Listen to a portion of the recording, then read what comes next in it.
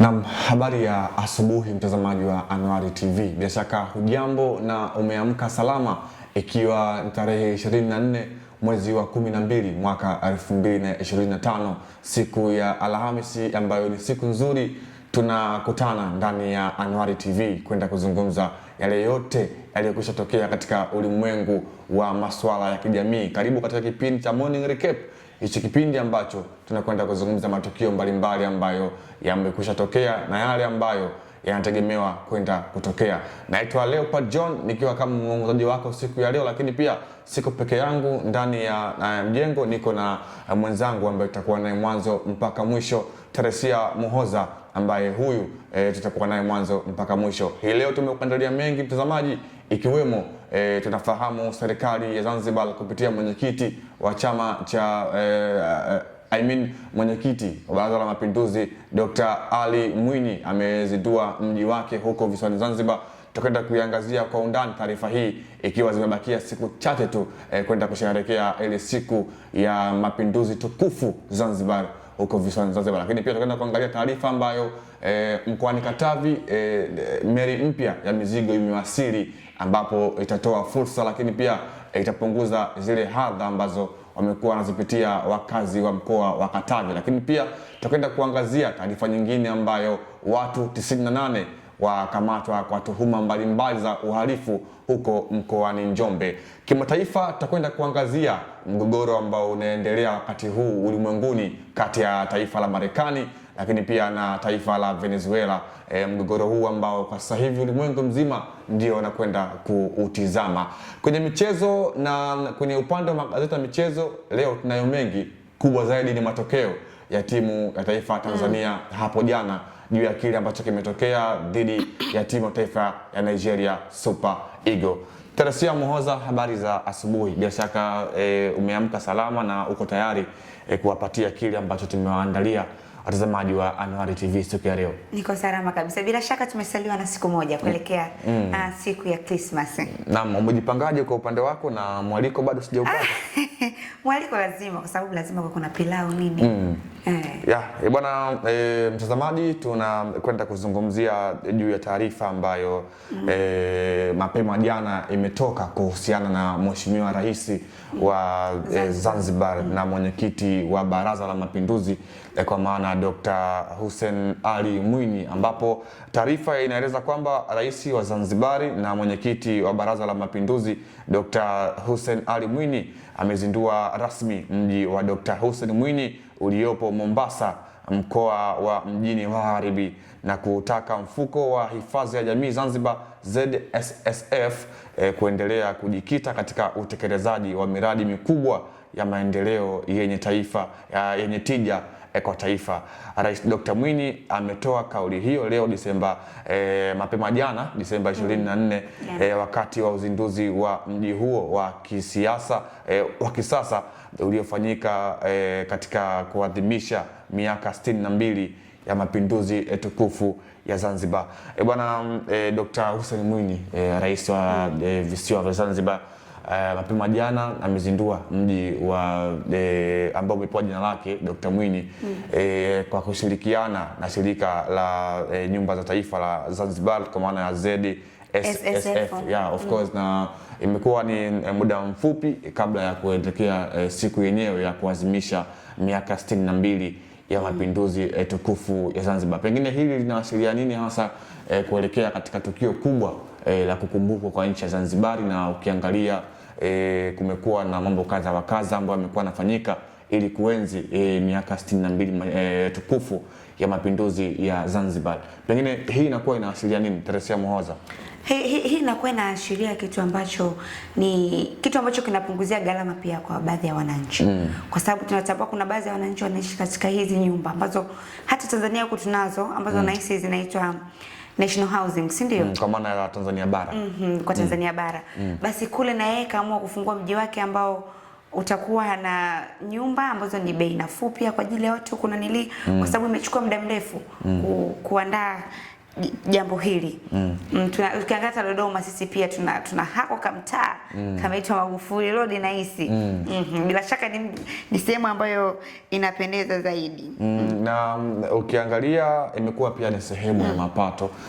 Unafahamu kwamba uchumi wa Zanzibar mara nyingi umekuwa unategemea ule blue economy, kwa maana uchumi wa blue kutokana na kuwa na matumizi sahihi ya bahari ya Hindi ambayo ndio kwa asilimia kubwa imezunguka taifa la Zanzibar kwa sehemu moja ama nyingine. Lakini ukiangalia mradi mwingine wa taifa kupitia shirika la ZSSF kwa kushirikiana na serikali ambao wameamua kuanzisha, inaweza pia ikawa ni chachu ya mapato kwa sehemu moja na kukuza uchumi wa taifa la Zanzibar.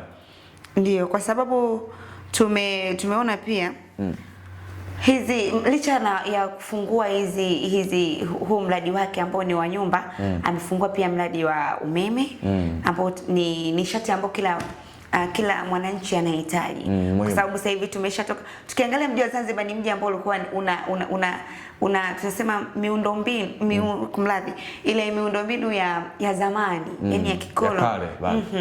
Yani ukiangalia hata majengo yanaonekana ni ya kizamani, lakini kwa sasa Dr. Ali Mwinyi amesema kwamba anahitaji yani kujenga miji mingi zaidi ya kisasa katika mji ule wa Zanzibar. Lakini pia kwa sehemu moja ama nyingine Rais Dr. Hussein Mwinyi amesema kwamba Zanzibar inahitaji kuwa ina miji mipya ya kisasa yenye hadhi na ubora ili kuwawezesha wananchi kuishi katika mazingira bora na salama. Ameeleza kuwa bado wapo wananchi wengi wanaoishi katika makazi duni na maeneo yasiyopimwa. Wanaona kabisa kwamba serikali ya Zanzibar kwa kulitambua hili wameamua kuingia kwenye huo mpango ili mradi kuweza kusave zile kaya maskini ambazo bado zinaishi katika mazingira duni. Na hii imekuwa ni kasumba ya nchi za bara la Afrika kwamba wananchi wake bado wanaishi kwenye hali makazi ambayo hajawa bora kwa sehemu moja ama nyingine. Kwa hiyo kwa binafsi tunasema tunaipongeza serikali ya visiwani Zanzibar chini ya rais na mwenyekiti wa Baraza la Mapinduzi Dr. Hussein Ali Mwinyi ambapo amezindua rasmi mji wake ambao umepewa jina la Hussein Mwinyi uliopo huko Mombasa, mkoa wa Mjini Magharibi katika kisiwa cha Unguja. Kwa hiyo ni katika kuimarisha hilo limeweza kuwa bora au kuna kitu kingine katika kujenga uchumi pia wa Zanzibar. Yeah, of course, lakini pia katika hatua nyingine Rais Dr. Mwinyi pia amezindua nyumba za gharama nafuu pamoja na msikiti mpya uliojengwa katika eneo linalojulikanalo kama Masjid Barad Salam. Tunafahamu Zanzibar ni moja kati ya nchi za Kiislamu ambazo zimekuwa zinafanya vizuri katika eneo hilo, na kwa kutambua hilo mwenyekiti wa Baraza la Mapinduzi na rais wa Zanzibar kwa maana ya Dr. Hussein Mwinyi amezindua msikiti rasmi unaofahamika kwa jina la Masjid Barad Salam kwa lengo la kuwasupport lakini pia kuimarisha eneo la dini katika visiwa vya Zanzibar. Hiko ndicho ambacho kimetokea hapo jana huko visiwani Zanzibar katika mkoa wa Magharibi huko visiwani Unguja. Na tukiachana na taarifa hiyo, taarifa nyingine ni kwingine huko Katavi mkoani Katavi, bandari ya Kalema, meli mpya ambayo inatarajiwa kuwa na uwezo wa kubeba tani 2,000 za mizigo imewasili katika ziwa Tanganyika katika wilaya ya Tanganyika mkoani Katavi. Hii tumeona ni kitu ambacho sasa hivi serikali pia Tanzania inajitahidi kujikwamua katika swala zima la usafirishaji. Na unafahamu ziwa Tanganyika limekuwa ni ziwa ambalo linaunganisha ile mikoa ya magharibi mwa Tanzania, kwa maana ukiachilia tu mkoa wa Kigoma ambao ziwa hili limepita kwa asilimia kubwa, lakini pia mkoa wa Katavi limekuwa linapita, sehemu kwa mkoa wa Rukwa nao pia limekuwa linapatikana hili ziwa. Kwa hiyo tumeona wilaya ya Tanganyika mkoani Katavi mapema jana walipokea meli mpya mizigo ambayo kwa taarifa inaeleza kwamba inabeba zaidi ya tani 2,000 na kuweza kupunguza zile hadha za wale wafanyabiashara ambao walikuwa wanatoa mizigo yao mkoani Katavi na kupeleka nje ya nchi, kwa sababu ukiangalia ziwa Tanganyika limepita kwenye hizi nchi za karibu mwa Tanzania kwa maana ya Kongo, Zambia na Burundi. Kwa hiyo inakuwa rahisi kwa wale wafanyabiashara kuagiza ama kupeleka mizigo yao nje ya nchi ya Tanzania kupitia ziwa Tanganyika. Kwa sababu ukiangalia Leopard katika hii mikoa ya nanili ya Kigoma, Katavi, asilimia kubwa inategemea ziwa Tanganyika katika usafirishaji wa baadhi ya bidhaa. Lakini pia hata katika upande wa kitoweo imekuwa ni ziwa ambalo linachangia pakubwa upatikanaji, na kuna natambua kabisa unafahamu raza ya samaki aina ya mgebuka. Kwa yule ambaye bado hajapata kumla samaki wa mgebuka, inabidi afike katika hii mikoa ya magharibi wa Tanzania na kutembelea ziwa Tanganyika. Kwa hiyo hiko ndicho ambacho kimetokea mkoani Katavi katika bandari ya Karema katika wilaya ya Tanganyika mkoani Katavi magharibi mwa Tanzania, huku ambako jana wamepokea meli mpya ya mizigo ambayo inaweza kubeba zaidi ya tani 2,000 za mizigo na kuweza kupunguza hadha. Lakini pia hata kwa mkoa wa Kigoma ipo meli ambayo hii imekuwa inafanya safari za kubeba abiria kutoka eneo moja kwenda lingine, ambayo inafahamika kwa jina la MV Liemba, ambayo hii meli kipindi cha nyuma iliweza kupata matatizo, lakini kwa kutambua hilo imeweza kufanyia marekebisho na hivi karibuni imefikia hatua nzuri, na punde si punde inaweza kwenda kurejea tena katika ziwa Tanganyika huko mkoani Kigoma na kufanya safari. Hii ni meli kongwe kwa kweli. Kwa wale ambao wanaifahamu MV Liemba watakuwa wananielewa zaidi juu ya hicho ambacho ninakizungumza. Bila shaka Kigoma na wenyewe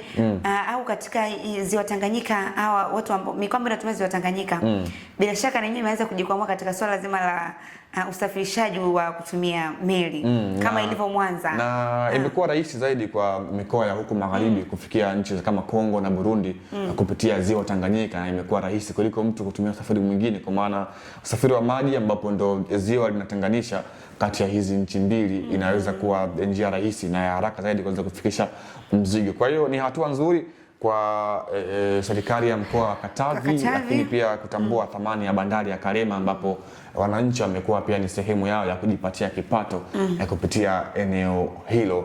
Tukiachilia mbali taarifa hiyo, tunakwenda kuangazia taarifa nyingine ambapo zimetikisa katika upande wa matukio na habari, ambapo inasema kwamba watu 98 wameweza kukamatwa kwa matukio tofauti ya uhalifu huko mkoani Njombe na jeshi la polisi.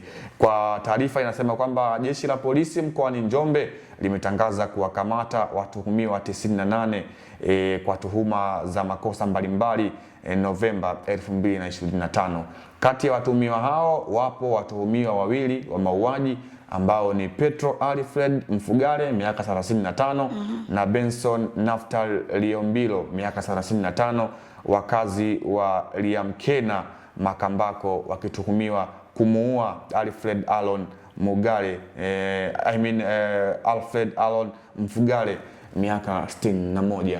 Unaona mkoa wa Njombe, mkoa ambao kwenye matukio kama haya mara kadhaa amekuwa hayaonekani, lakini jeshi la polisi limedhihirishia umma kwamba kuna matukio ya kiarifa ambayo yalitokea Novemba mwaka 2025. Bila shaka hiki kipindi cha kuelekea kufunga mwaka matukio yamekuwa mengi zaidi leo. Na watu wengi ukiona kabisa matukio kama haya jeshi la polisi wamekuwa na laani vikali na kuweza kuyakemea zaidi, kwa sababu unapokatisha uhai wa mtu unakuwa hata ukashikilia tu mbali mamlaka ya dunia, lakini pia katika yale masuala ya imani inaweza ikawa haipo vizuri, kwa maana tunaamini anayeweza kutoa uhai ni Mwenyezi Mungu pekee. Kwa hiyo jeshi la polisi mkoani Njombe limekamata takriban watu 98 kwa tuhuma za uhalifu wa mauaji huko mkoani Njombe katika wilaya ya Makambako. Na imekuwa ni taarifa ya kuhuzunisha kweli kweli kwa wale ambao wameondokewa. Pengine matukio kama haya ili yaweze kuondoshwa katika jamii, Teresia Muhoza, kipi ambacho wananchi unaweza ukawashauri waweze kukifanya ili kuweza kuepuka mambo kama haya ambayo yamekuwa kwenye jamii hayakubaliki kwa sehemu moja ama nyingine? Mimi nafikiri hiki kitu pia ni moja ya chachu ya kuongeza yani kupunguza pato pia la taifa, kwa sababu hujui hawa watu waliopata labda tuseme watu ambao wamefikiwa na kifo au wameuawa, huwezi jua walikuwa na mchango gani katika taifa. Kabisa. Hata kwa familia pia walikuwa na mchango gani. Kwa kuna sehemu wanakuwa narudisha taifa letu nyuma basi na wao kujua kwenye nguvu kazi. Mimi natamani serikali pia endelee kuchukua hatua zaidi. Unajua kuna mtu anafanya tukio Leopard, anajua kuna kutolewa baadaye. Kabisa. Anajua kuna msamaha wa rais utapita. Sijui umeelewa. Kwa watu wanakuwa wanafanya baadhi ya matukio basi na kujua kwamba ni kitu gani au ni matukio ni vitu gani ambavyo wanavipunguza katika taifa letu. Lakini Teresia, haya matukio yamekuwa yanatokea, lakini pia yamekuwa yana sababu. Pengine watu wanakuwa wana vinyongo ndani, au kuna vile visasi tunasema kati ya mtu na mtu, inafika hatua mpaka wanafikia hatua ya kuondeleana uhai. Pengine sasa jamii inabidi wapate hasa angalau ile elimu ya kuishi na jamii karibu, lakini pia kuweza kutatua matatizo wenyewe bila kufikia hatua mbali, kwa maana kwenye jamii tunakuwa tunashuhudia ile migogoro tu ya kawaida, lakini mwenzake anaweza kuchukulia mgogoro mkubwa. Kuna mwingine Leopard hawezi kuongea. Sijui umeelewa? Ndio maana kuna baadhi ya watu wanahusika na mambo hayo. Unaweza ukaenda kwa watu wa halmashauri, ukaenda kwa ustawi wa jamii, ukazungumza nao na wao wakafanyaje? Wakakusaidia. Lakini tumeangalia kesi nyingi ambazo sasa hivi yani kesi nyingi ambazo zinananili kuhusiana na haya matukio. Wengi wao utakuta labda wanagombania mirathi ya familia, kitu ambacho ndio kimekuwa kikubwa sana katika taifa letu la Tanzania. Sasa sijui hawa watu wapewe elimu gani ili kusudi haya matukio yasitokee. Mtazamaji wa Anuari TV, hiko ndicho ambacho kimetokea katika wilaya ya Makambako mkoani Njombe, ambapo jeshi la polisi limetangaza kuwashikilia watuhumiwa 98 wa tuhuma mbalimbali za ugaidi, lakini pia imeweka bayana kwamba ikiwemo matukio ya uuaji, na ni tukio la kusikitisha kwelikweli na ambalo linanyong'onyesha. Na hii leo tumekupitisha katika taarifa za kitaifa na umeweza kupata kidogo mwangaza juu ya kile ambacho kimekwenda kutokea. Na hii ni Anuari TV, tunamaliza kwa sasa katika habari za kitaifa na tunaelekea kuangazia habari za kimataifa. Na Beatrice Teresia Muhoza atakwenda kukupitisha katika taarifa za kimataifa, ambako tunafahamu mgogoro ambao unaendelea wakati huu baina ya taifa la Marekani lakini pia taifa la Venezuela, lile ambalo linaendelea juu ya serikali ya Marekani kuweka wanajeshi na kushikilia baadhi ya meli za mafuta taifa la Venezuela. Teresia Muhoza, Marekani mara kadhaa imekuwa ni taifa ambalo lina nguvu ulimwenguni na limekuwa lina nguvu kisiasa, kiuchumi, lakini pia hata kwenye nguvu za kijeshi, mpaka inafika wakati tunafikia hatua ya kuweza kufikia hatua hii. Kwa mujibu wa taarifa inaeleza kwamba rais wa Marekani Donald Trump amesema meli mbili za mafuta zilizokamatwa nje ya pwani ya Venezuela zitabakia kuwa mali ya Marekani na zinaweza kutumika kuhifadhia mafuta. Marekani inazishutumu meli hizo kwa kukwepa vikwazo vya biashara vya mafuta vya Venezuela. Rais Nicolas Maduro amelaani hatua hiyo akitaja kuwa uharamia wa kimataifa. Taifa la Marekani, taifa ambalo kwa sehemu moja wa eneo tunasema kwamba katika eneo taifa la katika nyanja ya diplomacy wao kidogo wako juu, lakini Rais Donald Trump tangia amerejea madarakani amekuwa na vikwazo vikali kweli kweli juu ya mataifa yale ambayo anaamini yeye misimamo imepishana na Marekani. Pengine hili la Venezuela linatoa ishara gani kwa ulimwengu na katika siasa za haya mataifa mawili, kwa maana Venezuela lakini pia Marekani?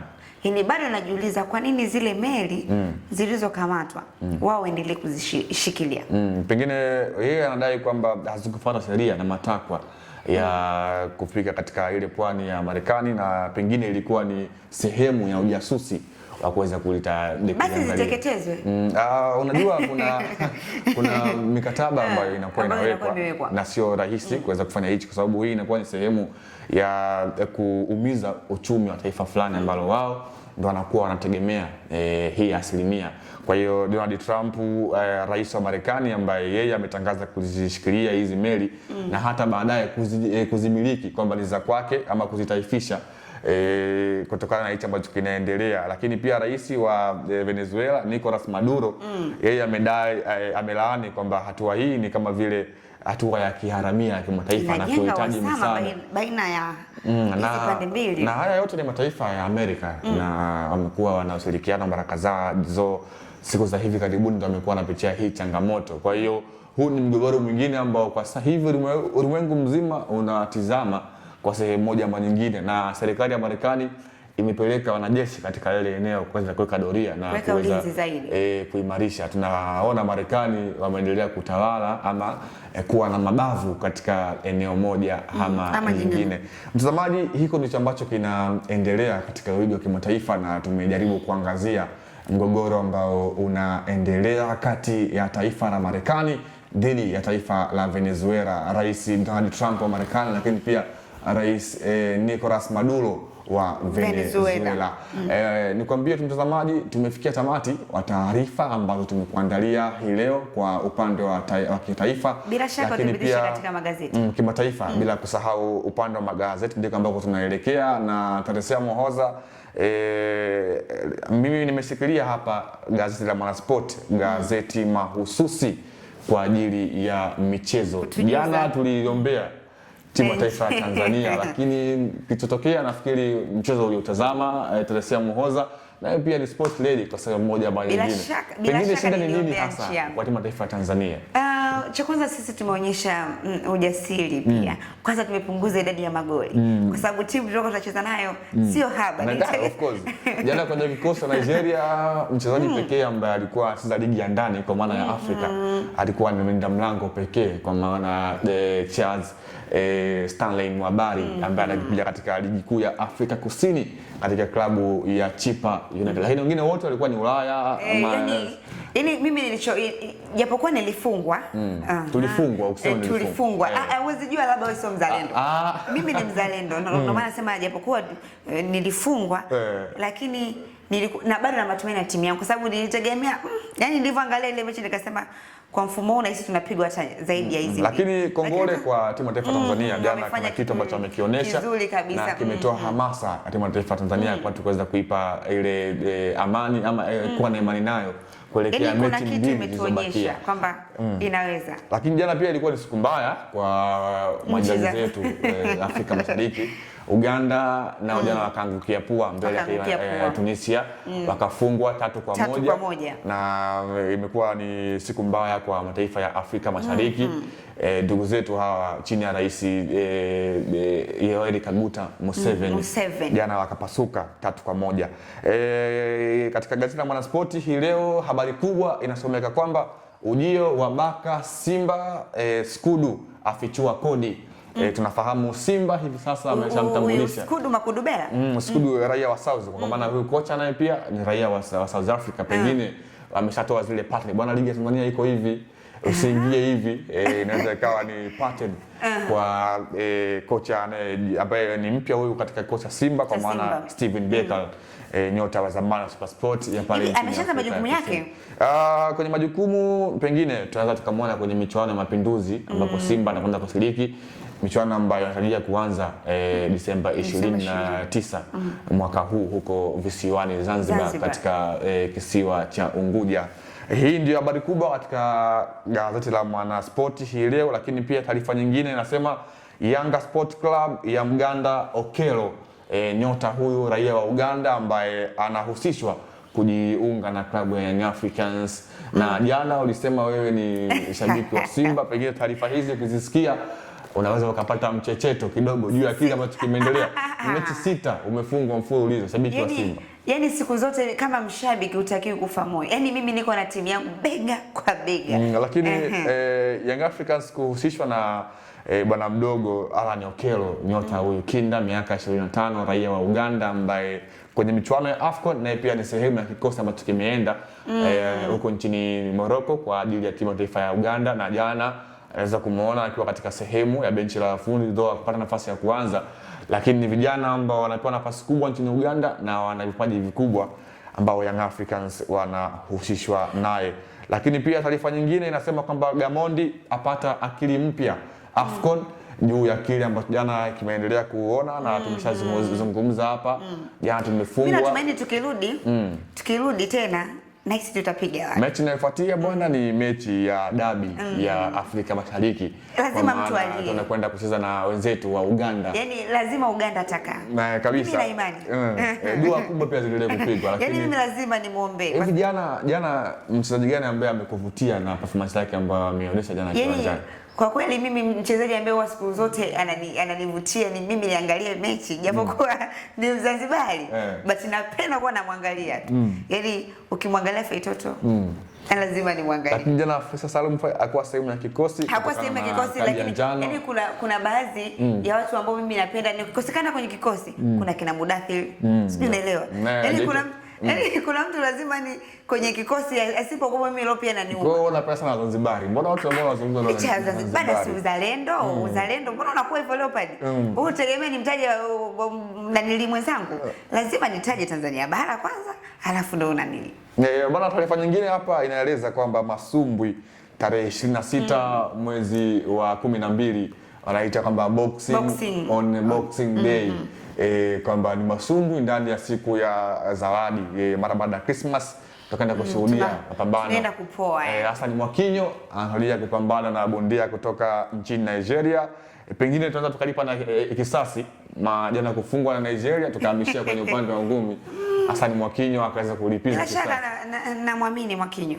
Na kimataifa anasema kwamba Havertz yupo tayari kwa kazi ni mshambuliaji wa timu ya taifa, mshambuliaji wa Arsenal Kai Havertz, ambapo tunafahamu wanakwenda kucheza ligi kuu ya Uingereza inaendelea huko nchini Uingereza, na Arsenal wamekuwa na mwendelezo mzuri wa kupata matokeo. Lakini pia kuna ratiba hapa ya AFCON leo Jumatano ambapo Burkina Faso watakipiga dhidi ya Equatorial Guinea majira ya saa 9:30 alasiri. Mechi nyingine ambayo inakwenda kupigwa leo katika uwanja wa Mohamed wa 5 huko katika jiji la Casablanca nchini Morocco. Mtazamaji wa Anuari TV, hiki ndicho ambacho tumekupitisha katika wiki wa kimichezo, na pengine umepata kile ambacho roho yako ilikuwa inahitaji kwa sehemu moja ama nyingine. Tumezungumza mengi kuhusiana na michezo, lakini pia nikupe pole mtazamaji wa Anuari TV ambaye jana matokeo yalikuumiza.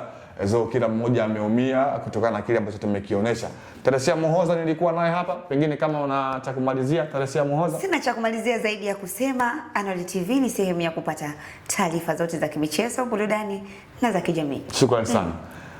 Na mtazamaji wa Anuari TV, tumefikia tamati mwa kipindi cha Morning Recap, kipindi ambacho tumezungumza masuala mbalimbali ndani ya mipaka ya Tanzania lakini pia nje ya mipaka ya Tanzania, na hii leo tumekupitisha juu ya taarifa mbalimbali ikiwemo taarifa ambayo meli mpya ya mizigo yenye uwezo wa kubeba tani 2000 imewasili katika bandari ya Karema katika wilaya ya Tanganyika mkoani Katavi katika ziwa Tanganyika, tayari wakifanya shughuli zake mbalimbali za kubeba mizigo lakini pia kusafirisha kutoka eneo moja kwenda eneo jingine. Lakini pia kimataifa tukakuelezea juu ya kile ambacho kinaendelea kati ya mgogoro wa Venezuela dhidi ya taifa ya Marekani. Mimi sina la ziada, naitwa Leopard John, sauti ya mvua. Humu ndani nilikuwa na Teresia Muhoza, binti mrembo ambaye huyu anatuwakilisha vyema humu ndani. Nikwambie tu hadi wakati mwingine, nikutakie asubuhi njema, lakini pia usisahau kufuatilia Anuari TV katika vipindi ambavyo vinakuja hapa, bila kusahau Golden Boot, bila kusahau pia ladha za Afrika. Tunakukumbusha pia kuna michuano ya AFCON ambayo inaendelea huko nchini Morocco. Anuari TV tumekuja na kipindi maalum ambacho hichi tutakwenda kuzungumza mengi yanayohusiana na AFCON. Jana tumepoteza, lakini pia tutakwenda kukuelezea hapa kiundani zaidi. Utakuja kumsikia Hamis Lusamwa pamoja na Daudi Julius ambao wao watakupitisha katika uchambuzi uliotukuka. Nikwambie tu kwa heri kwa sasa hadi wakati mwingine. Bila shaka tuseme Mungu ibariki Tanzania. Na Mungu ibariki Taifa Stars. Asante.